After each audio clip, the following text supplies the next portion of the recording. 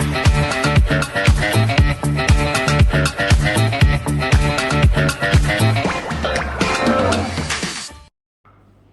alaikum la mortale, j'espère que vous allez bien. Ça fait longtemps qu'on ne s'est pas vu. Je suis Digital Impact. Et tey comme ni ma ko waxee woon dañuy dem si beneen domaine. So tey naa fi expert boo xamante ni il est consultant marketing digital. Lamine Niang, je vais laisser présenter. Bonjour, je m'appelle Lamine Niang, je suis connu sur les réseaux sociaux sous le nom de Lamine. Et je travaille dans le milieu du marketing digital comme consultant. Okay. Donc il est consultant marketing digital, mais il va nous parler du marketing digital en tant que métier tout court, pas du côté consultance. Ok. Donc c'est qui Digital Marketer? Alors, Digital Marketer, c'est en entreprise une personne qui est chargée de mettre en place une stratégie de marketing digital, mais de façon plus générale de gérer tout un département marketing qui est lié à la partie, disons, online. C'est-à-dire que c'est une personne qui est censée pouvoir repérer les canaux sur lesquels la marque ou l'entreprise doit pouvoir être présente, ou les produits ou les services encore qu'il fournit, et les produits qu'il fournit, et de pouvoir les faire briller en online. Donc il s'occupe de tout ce qui est stratégie et aussi de la gestion des équipes et des ressources autour du marketing digital. Okay. On a eu le marketing qui était déjà là traditionnellement, et là on est allé au marketing digital. Quelle est la transition qui a existé? Alors, c'est un processus, c'est un long processus, je dirais, qui a commencé au début des années 2000, pour ne pas dire vraiment avec l'avènement de l'Internet. Avant, on avait ce qu'on appelle le marketing classique, qui est en fait une façon de vendre un produit. Ça veut dire que tu as un produit, tu dois en faire la promotion, ce qui fait la publicité, la faire connaître, et avoir quelque part pour le vendre, c'est-à-dire la place. Et c'est ce qu'on appelle la notion de 4P. Après, on a eu, avec l'avènement de l'Internet, une première partie où l'Internet était vraiment, moi je dirais, linéaire, c'est-à-dire qu'il y avait des gens qui produisaient du contenu et tous les autres étaient internautes qui regardaient directement ce contenu. Puis on est arrivé à un moment où l'avènement de social media, on peut sauter les étapes, mais on va dire social media directement. Et à partir de ce moment, Internet a changé de configuration parce que les gens qui font l'Internet n'est plus quelqu'un qui utilise juste une plateforme qu'il a devant lui ou un écran à aller chercher l'information. Il en donne aussi. C'est devenu, il y a devenu une interaction, une interactivité entre la machine, le serveur, le concepteur de cet Internet et ses utilisateurs. À partir de cette phase est né ce qu'on appelle le Web 2.0. Et maintenant, c'est à partir de ce moment qu'on a commencé vraiment à parler de marketing digital tel qu'on le connaît actuellement. Bon, il a existé au tout début, mais c'est surtout à partir de ce moment-là qu'on en a parlé. Ça veut dire que c'est à partir où maintenant, au lieu de rester juste sur les notions des 4P comme on les connaît en marketing, certains vont parler de CFP en y ajoutant des processus, des preuves, processus comme comment on construit le produit, preuves comme comment on fait en sorte que la personne puisse percevoir mieux le produit au lieu juste de faire de la pub classique comme on le faisait à la télé. Et ce qu'on appelle aussi la cible, ça veut dire de pouvoir vraiment savoir quelle est la personne à qui on parle. D'autres ont parlé de 4P et de 4E, disant maintenant qu'on va mettre en avant l'émotion, l'expérience, l'exclusivité et l'engagement de l'utilisateur. Donc du coup, ça a fait que les paradigmes ont changé. Ça veut dire que d'autres personnes, au lieu juste de voir un produit via la télé, qu'on leur montre et de l'acheter, les gens ont besoin de mieux comprendre ce produit, d'aller voir d'autres personnes qui l'ont déjà utilisé, leur donner leurs avis via Internet. Donc ça devient un ensemble de canaux, au lieu d'être juste une place où on prend le produit, on le montre à la personne, comme on faisait la pub avant. On connaît le produit, on fait le produit, on l'amène, on fait la promotion pour la connaître, on l'amène dans une place pour la vendre.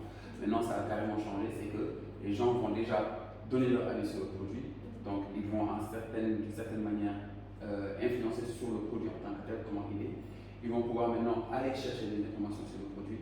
Donc du coup, il y a plusieurs choses, la façon même d'avoir le marketing va devoir changer. Et c'est de là qu'on a commencé à parler de marketing digital. Bon, après votre explication, on a vraiment vu qu'il y avait plusieurs étapes qui étaient là avant de faire que l'utilisateur puisse avoir le produit, puisse s'intéresser à ce produit-là. Exactement. Donc peut-être que c'est ce qui a amené les gens à dire que être marketing digital, il y a plusieurs autres métiers qui sont dedans. Bien sûr. Donc, lesquels? Alors, faut dire que le marketing digital est un ensemble. Donc, si je dois parler à terme de ressources humaines, par exemple dans une équipe marketing, dans une entreprise classique, je vais en citer certains qui sont quand même des postes phares, si je peux le dire comme ça. Déjà, tu as ce qu'on appelle le développeur, aussi qui a besoin, si on ne travaille pas avec l'agence qui s'en charge, tu as un développeur qui est censé créer le produit, ou si c'est un produit qui n'est pas, si c'est pas un produit digital, il est censé au moins se mettre en place une plateforme qui permet de s'intéresser au produit. Tu as ce qu'on appelle les community managers ou social media managers, ça dépend de la configuration de l'entreprise, qui est censé faire connaître le produit via tous les canaux social media. On a aussi ce qu'on appelle, disons, le campaign manager, d'autres diront, je sais pas, trader digital ou encore advertising manager, ça veut dire ceux qui sont censés faire de la pub, ça veut dire aller rechercher, déjà prendre le contenu que produit la plateforme et aller rechercher des gens qui sont capables, qui sont intéressés par le produit, qui sont plutôt intéressés par le produit. Donc il va les chercher là où ils sont en fait. Il va chercher en faisant des campagnes, en sponsorisant des posts sur les réseaux sociaux, en diffusant de la pub sur tous les, disons, les régies publicitaires en ligne comme Google et le AdWords, en cherchant les mots clés que les gens vont rechercher pour trouver son produit. Donc celui c'est un campagne. Voilà, exactement. Voilà. Donc lui il est censé plutôt d'aller acheter, faire des achats. Donc ça c'est l'advertising manager. Et l'autre point je dirais c'est la personne qui est plutôt analyste.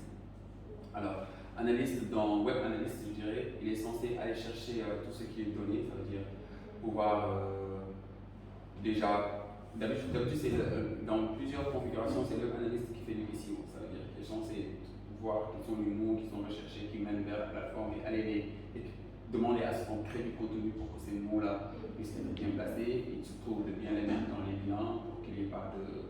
Pour que, en tout cas, pour que la plateforme soit bien référencée. Et en même temps, cette personne, est chargée d'avoir une bonne connaissance des outils analytics comme Google Analytics par exemple, pour pouvoir dire, en fait, ces utilisateurs-là utilisent comme ça la plateforme, donc pour le toucher, il faut faire comme ça. Ces utilisateurs-là utilisent comme ça la plateforme. C'est une personne qui est capable d'analyser la donnée qu'on reçoit sur la plateforme pour pouvoir l'utiliser à des fins marketing. Donc, d'habitude, c'est des profils qu'on voit sur une équipe de marketing digital classique, je dirais, même s'il arrive souvent qu'une seule personne porte plusieurs casquettes en même temps. Enfin, je dirais pas aussi grand, mais porte pas toutes les casquettes, ça va être dur de porter toutes les casquettes, mais porte plusieurs de ces casquettes en même temps. Voilà. Face à tout lui-même, c'est quand même assez compliqué. C'est quand même assez compliqué. Enfin, après aussi, ça dépend de la charge de travail, mais d'habitude, c'est assez compliqué et on le conseille pas du tout. Oui, du type de l'entreprise, bon, pour une PME, un petit business dont la personne qui la gère n'a pas forcément les moyens, donc il va y aller avec quelqu'un qui va faire beaucoup de choses en même temps, mais il faut savoir que cette personne-là peut-être ne va pas gérer, supposons une campagne digitale où il y a un gros budget à dépenser, par exemple. Donc du coup, oui, on peut faire penser à le faire ensemble. J'ai oublié aussi, il y a forcément un infographe ou quelqu'un qui est capable de faire de la conception de contenu. Ouais. Donc, en tant que marketeur digital, et vous devez mettre en place une stratégie pour une entreprise, sur quoi est-ce que vous basez pour mettre en place cette stratégie-là pour que ce soit adapté à l'entreprise? Alors, et c'est là où, c'est très intéressante question, et c'est là où intervient vraiment le marketing digital, parce que à la différence, cette fois-ci, il faut d'abord prendre le temps de connaître l'utilisateur. Comme on dit sur Internet maintenant, on parle de 3 milliards d'utilisateurs plus, et pour vraiment pouvoir, par exemple, faire une campagne, une bonne campagne ou une stratégie de marketing digital pour l'entreprise, il faut savoir exactement qui sont ces utilisateurs, quelles sont les personnes qui utilisent le produit en place ou le service que fait cette entreprise. Et c'est de là qu'il faut partir. Donc il faut partir de la cible. Au lieu de partir sur une stratégie, il faut d'abord connaître sa cible. Prendre le temps de segmenter la cible, de savoir quels sont les différents types de personnes, comme on les appelle, qui peuvent déjà, qui ont besoin qui sont cibles de cette entreprise, de savoir où se trouvent ces personnes-là, ça veut dire quel est le parcours, je veux dire le parcours utilisateur, ça veut dire qu'est-ce qu'ils font, où est-ce qu'ils vont quand ils se connectent sur Internet. Pour faire un exemple simple, au Sénégal, on sait par exemple que la cible plus jeune, disons de 13, 18, 20 ans, est très sur Instagram. Même plus, on va mettre même plus, mais en tout cas cette cible-là est très sur Instagram et sur Snapchat. Par exemple, et beaucoup moins de nos jours dernièrement, en tout cas sur Facebook par exemple. Donc si tu dois leur vendre un produit qui le concerne, il faut savoir sur un plan juste, là je ne sais pas sur le digital en général, je reste sur les social media, tu les trouves toujours plus sur Instagram Snapchat que sur Facebook, par exemple. Cette cible-là, si tu vends les produits qui le concernent. Donc, il y a cette connaissance déjà en avoir en amont, de savoir connaître sa cible, de savoir où est-ce que c'est. Après avoir fait ça, on prend en compte maintenant les différents canaux. Par exemple, est-ce que notre cible, les gens, si on connaît notre cible, on sait qu'est-ce qui l'intéresse, qu'est-ce qu'elle a l'habitude de chercher, et on se positionne suivant les besoins qu'elle a d'habitude pour pouvoir mettre notre produit en avant. Par exemple, si par exemple c'est une entreprise qui vend des chaussures, il faut être sûr que les personnes qui veulent acheter qui veulent acheter des chaussures, par exemple, soit les chaussures, c'est assez vague comme exemple. C'est assez vague, je m'en rends compte. Mais bon, disons par exemple des sacs. On va dire des sacs de femmes, par exemple, une entreprise qui vend des sacs. Mieux vaut que dans ces types, ils se concentrent par exemple beaucoup plus sur les femmes.